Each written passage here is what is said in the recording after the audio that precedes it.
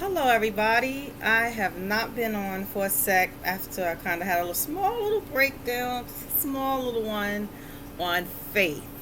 Okay, so I wanted to just come back on because I don't want to think that I'm finished with Mara Speaks. You know, being human, as we all can tell, if you are human, that sometimes you just don't want to be before people. Even when you know you're trying to do it to help, sometimes you really got to reach in to help yourself first. And I don't ever want to come off unhinged. That's probably the best way to say it. I don't ever want to come off like as if my mind is not.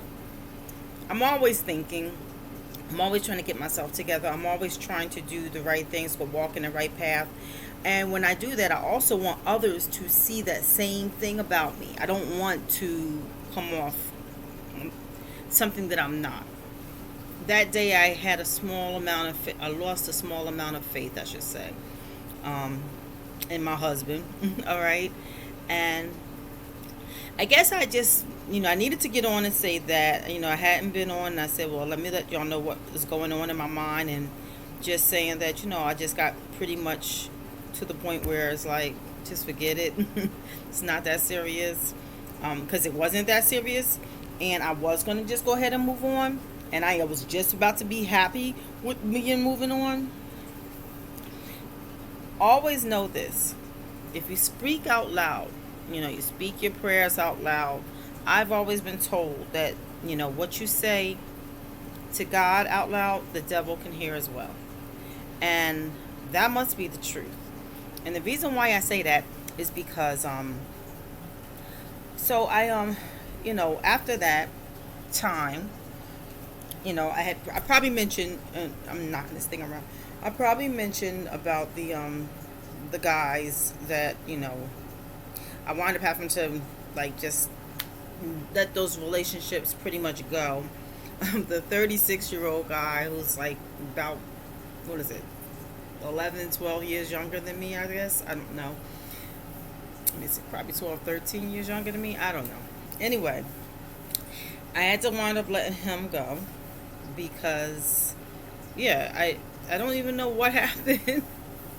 He was sending me nice little, godly texts, and then he said we need to tighten this up, and I didn't know what that meant. I asked my daughter, and before I know it, he got upset. Why are you talking about me to your daughter? And if you don't want to speak to me, then so be it. So obviously, that text I said I'm not even going to reply. I don't even have the energy to reply.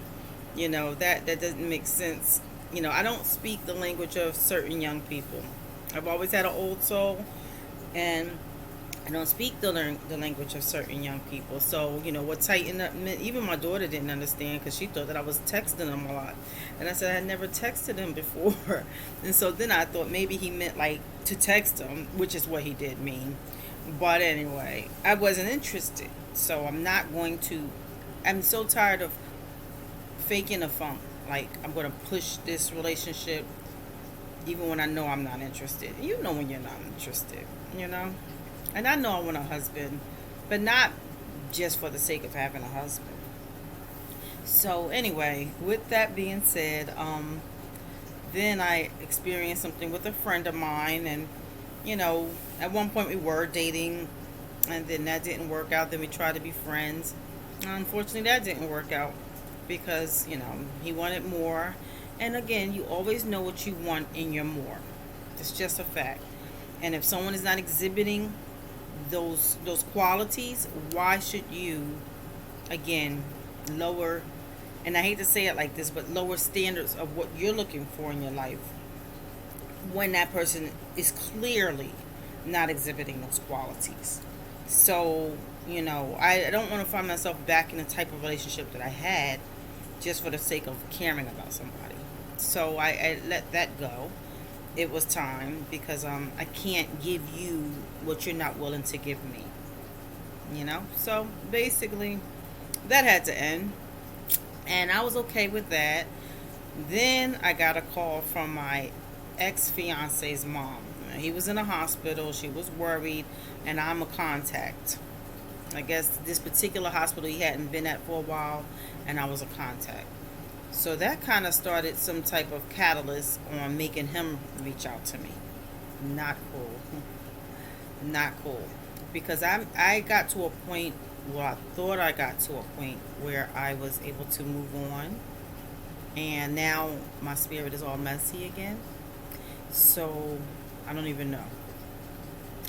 Um, I've been having this talk with myself about mustard seed faith, believing in God, that He's going to, like, even if my faith is so extra small, like a mustard seed, in this part of my life, whether I'm going to find a husband or not, at this age, at this stage of my life, is it going to happen for me?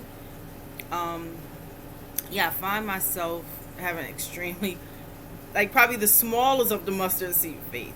Like, and that's sad because, but at least it's some type of faith, and that's all God asks for is mustard seed faith. So that's what I'm dealing with right now, mustard seed faith. Like, you can see who you are as a person, and you know that you deserve certain things. You, at least you think you deserve certain things, and then the quality of people that come through your life, you're like, well, am I wrong? Am I wrong for expecting a better quality? What I do, find myself upset about, and I'm not upset for the fact that someone's doing well. Upset the fact that why didn't someone be doing well when they were with me, and that was an issue with my ex fiance. Like, it seems like now all of a sudden he is, doing fine. Like, got his license back, got his car, got his place, you know, saying positive things, talking like the man that I knew, the man that I loved, the man that I, and again, then it makes you go back to saying, did I not stick it out? Should I have stuck it out better? How do how do I have done that? And even the fact is, even when I know I had to put him out in order to get him to get help, and he put me in jail, I, what do? You can't keep going back to such toxic situations, right? So it's been 3 years and we moved on. So I didn't expect to get any type of contact with him talking about, and I was able to get things off my chest. So I'm happy that I did have what I was hoping to be closure, and I'm still hoping to be closure so that I can move on, because I do know that God wants better for me, no matter if it's with a husband or no husband. Like, He doesn't want me to be in anything toxic. I don't think that my ex is a toxic person when he's in his right mind, when he's not on drugs. That's how I met him. That's how I knew him for a good 4 to 5 years. But it's when those drugs came out, like I stated in many videos before, that is a person unrecognizable. It's a Dr. Jekyll, Mr. Hyde. You did not meet that person. You don't know. And it's not easy. And, so, even though I see that he's all, seem like he's got it together better now, it took him some time and he worked on himself, and I'm so thankful for that, because he's always in my prayers, and that's just a fact. He's always in my prayers because I love him. I'm not going to ever say, oh, I don't love him and I ain't like him. No, that's not the truth. He was going to be my fiance. He's my family, and he was my family. So, yeah, I love him and I want the best for him, But, yeah, it's like, to go backwards to something that might just get just as ugly again, because it's a disease that he has. And if it's a disease that he has, how hard is he on that disease? That, so leave that alone. So yeah, I have mustard seed faith, but then I thought about it. I said, you know what, when you are planting seeds and you're putting these little seeds all over, however many spaces apart that you need to put them, some of those seeds don't take. Some of those seeds take a long time to bud. Some of those seeds will sprout up right away. Many things throughout my life, every time I had a little mustard seed faith, it wind up taking root, and it wind up being this beautiful plant in the end, right? A plant that produced whatever it was supposed to produce. Whether it produced healing in my daughter, whether it produced healing in me, whether it produced healing in the family, whether it produced me getting a job, whether it produced me getting my home, my car, those little mustard seeds of faith wind up producing big plants. So I'm going to then still hold out on the mustard seed of faith that I have, that God is going to provide me the husband that He has for my life. I don't know who, how, or when, why, or what purpose is going to be placed in that relationship. What I do know is that I trust God. One of the biggest things I keep saying is I trust God. I trust God. Trust God with all your heart and lean not unto your own understanding. In all your ways acknowledge Him, and He shall direct your path. And okay, I'm going to let Him do that. So even though I'm like, oh, a little shaky, like, okay, I don't want to fail, Lord. I don't want to mess up. I don't want to move backwards if backwards is not great. I don't want to move this way and that way, trying to make it happen for myself as I've done in my past. If this is, I want to plant that mustard seed of faith, no matter how small the mustard seed is, and believe that it's going to take root, and believe that is going to grow and flourish into this extremely beautifully beautiful production of this wonderful plant that's going to just give so much once it's grown. Okay, I have to trust that. I remember when I was going through something with my ex, and I went to a church, and as I saw on the banner that they had in their church, you know trust in the Lord with all your heart, lean not unto your own understanding, in all your ways acknowledge Him, and He will direct your path. And I said that over and over and over again, and over and over and over again. And I don't even know what the preaching was that day, because I needed to say that. And I think that's why the Lord told me go to this church, because He needed me to see that. And it's like a lot. There's some quotes in the Bible that I stick with, right? Like Philippians 4:13. I love that quote, but this one has been that type of quote that I know that I need to hold on to, because there's reason why He said it and why He put that in my spirit. And every time I fall in my trust in God, and it's the truth, every time I fall a little bit and I get a little bit like, well, Lord, maybe not, I hear that. And so I'm trusting in that. I'm trusting God that He's going to come through. I'm trusting God that, He will remember me. So, I don't know how it's going to turn out. I don't know who's going to be the person. I don't know a lot of things, right? But what I do know is I have to still trust in God.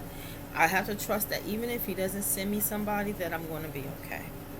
I just can't take people just to be taking them just because. Like, people can get married. Oh, you just get to know them. I'm like, yeah, that's fine. But I don't think some 36-year-old woman, we don't speak the same language.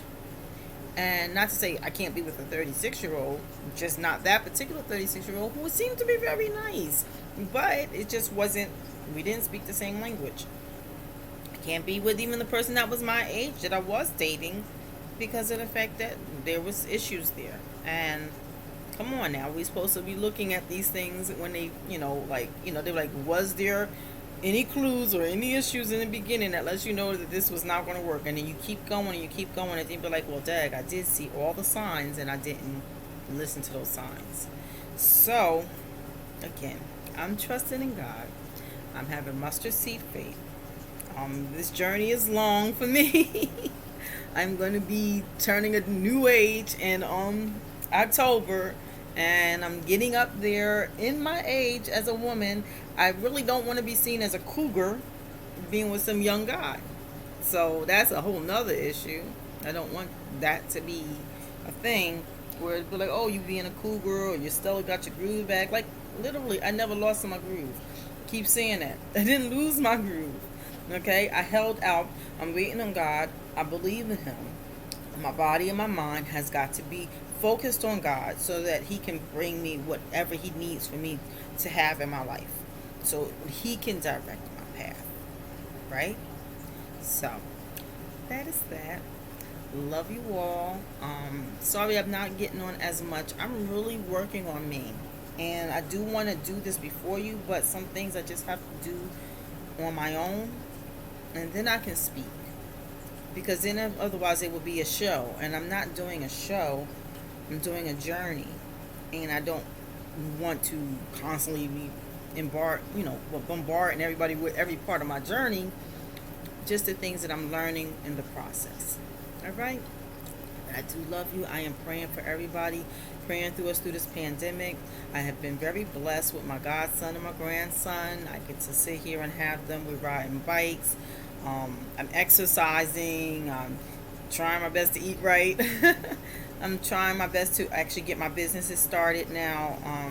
Really, the Lord placed that in my spirit, which is I say, watch distractions. If you looked at one of my things that I had sent out, watch distractions, because whenever you're getting on your game, the devil tries to trip you up. He tries to throw things, monkey wrenches into your plan. And so when I'm sitting here trying to get my business back on track, like, because I used to have my little business, it was doing well. I'm trying to get back on track, and all of a sudden, I'm getting distracted by men. And it's like, of course, that would distract me because I'm trying to find my husband, right? I want my husband to at least find me, and I'm trying to, be available, but then I can get distracted. And right now, I got a little distracted, especially with my ex fiance. But I'm gonna let God work everything in its way out. Again, my ex fiance was not a bad person, not a bad person at all.